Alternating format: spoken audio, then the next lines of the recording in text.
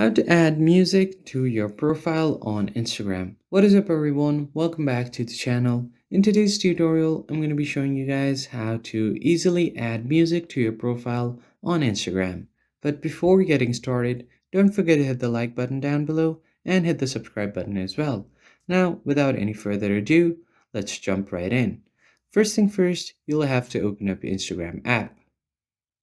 And once you have opened up your app, just make sure that you are logged into your account.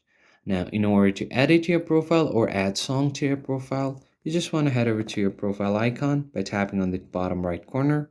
Now you have an option to edit profile. And from here, as you can see, here are different options on your profile. So you can add links, you can add banners, and many more. So you can also show your threads badge, but if you want to add music, just scroll down all the way and right at the bottom, you have an option to add music to your profile. So if there is any music that resonates with you and you want to add it to your profile, you can just go ahead and search for the music here. And if you want to browse through some certain genres of music, you can do that as well.